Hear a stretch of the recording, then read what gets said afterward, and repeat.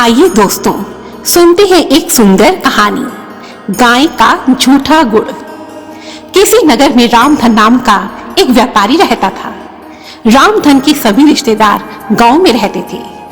एक दिन रामधन के पास गांव से किसी रिश्तेदार की शादी का निमंत्रण आया। रामधन शादी में जाना नहीं चाहता था। कारण था, एक तो रामधन का व्यस्त होना और दूसरा गांव जाने से कतराना। लेकिन मामला रिश्तेदारी का था, इसलिए मजबूरन रामधन को गांव जाना ही पड़ा।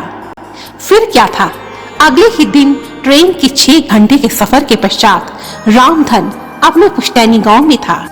दूर दूर के सभी रिश्तेदार शादी में शरीक होने आए थे, लेकिन शहर में शांति से जीवन बसर करने वाले रामधन को रिश्तेदारों की इस पलटन में घुटन महसूस होने लगी। सो शादी वाले दिन की सुबह सुबह रामधन सुबह सैर करने के बहाने घर से निकल पड़ा। चलो कुछ देर तो इस शोर शराबे से शांति मिलेगी। और ऐसा सोचते ही रामधन घर से 2-3 किलोमीटर दूर जाकर शहर को जाने वाली सड़क पर पहुंच गया और वहां सड़क के किनारे एक बेंच पर बैठ गया। गांव की शुद्ध हवा, सुबह का सुहावना मौसम, कोयल के कूकने की मीठी आवाज, यह सब सुहावना वातावरण रामधन के मन को शांति पहुंचा रहा था। पास ही के खेतों में कई गायें चारा चर रही थी। तभी वहां एक लग्जरी गाड़ी आकर रुकी और एक वृद्ध व्यक्ति उस गाड़ी से नीचे उतरे। अमीरी तो उनके महंगे लिबास और व्यक्तित्व दोनों ही बयान कर रहे थे। वह बुजुर्ग एक पॉलिथीन बैग लेकर कुछ दूरी पर एक सीमेंट के बने चबूतरे पर बैठ गए। फिर वह पॉलिथीन चबूतरे पर उड़ेल दी। उस पॉलिथीन में गुड़ भरा हुआ था।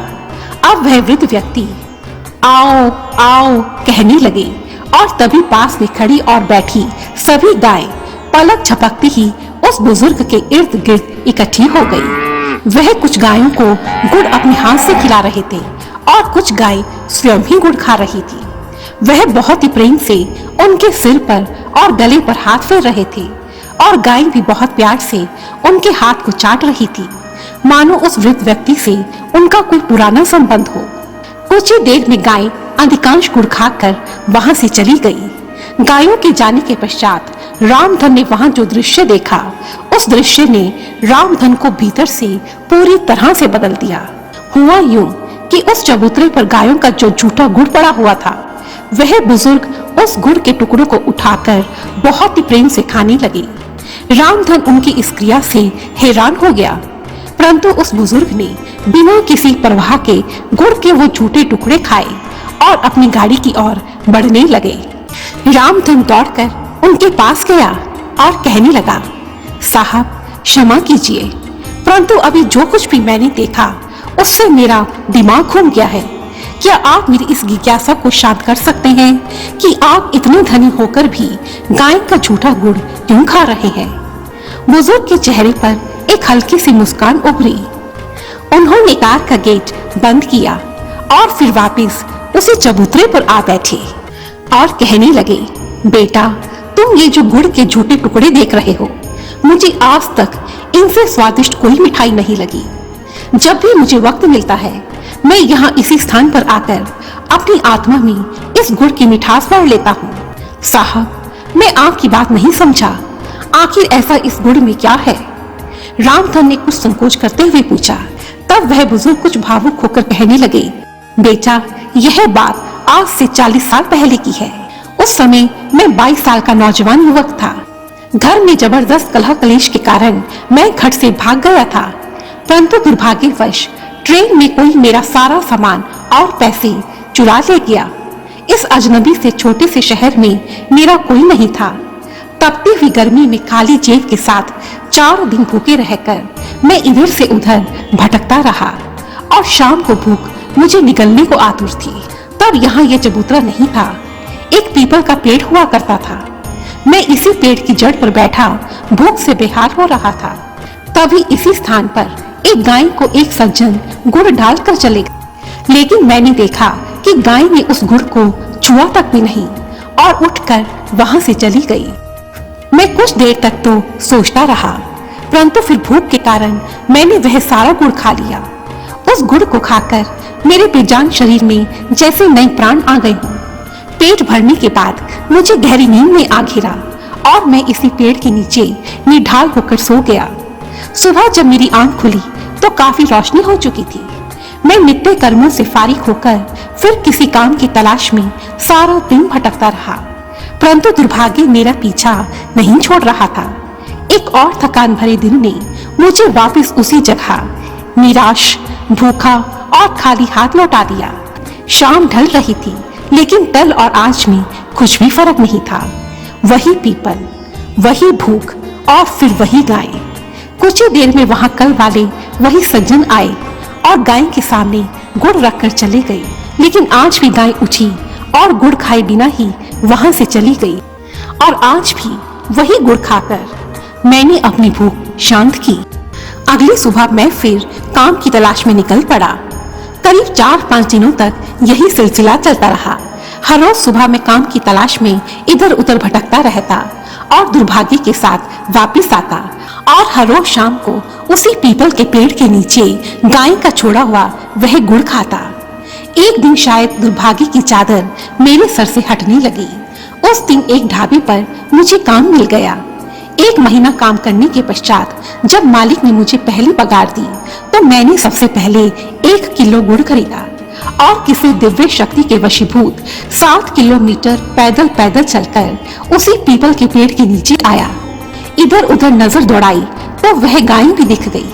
मैंने सारा गुड़ गाय के सामने रख दिया और इस बार मैं अपने जीवन में सबसे ज्यादा चौंक गया, क्योंकि इस बार पलक झपकते ही गाय सारा गुड़ खा गई, जिसका साफ मतलब था कि गाय ने उन दिनों जानबूझकर गुड़ नहीं खाया था। वह गुड़ मेरे लिए छोड़कर जाती थी। वह जानती थी कि मैं वहां भूखा बैठा था और एक माँ की तरह खुद भूखी रहकर उसने मेरा पेट भरा था। सच में वह गाय मेरी माँ ही थी। उस ममतामयी गौ माता की ममता देखकर मेरा हृदय भर उठा।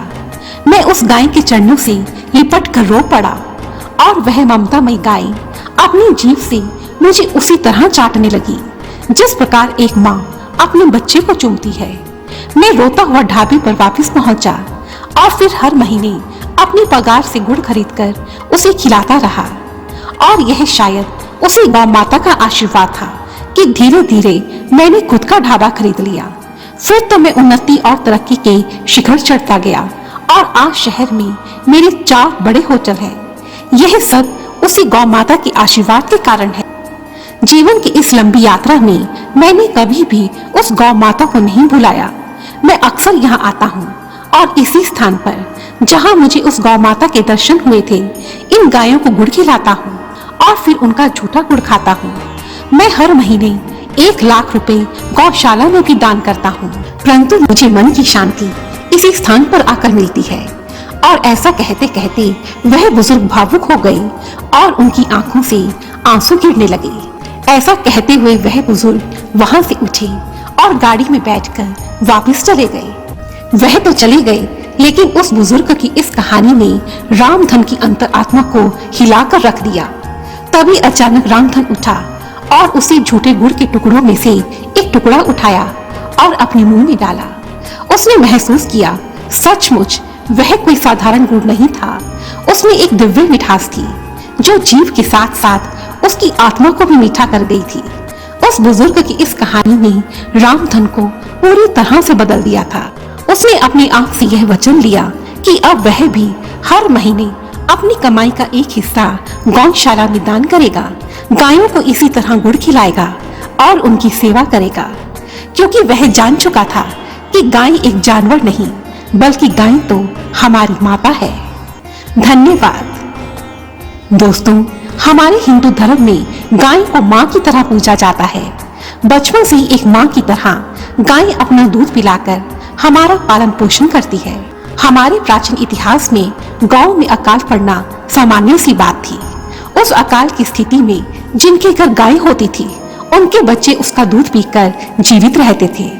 गाय ही एकमात्र ऐसा जानवर है जो आपकी दुख तकलीफ को भी समझ लेती है, आपके कष्ट पर आंसू भी बहाती है, जैसा कि इस कहानी में हुआ।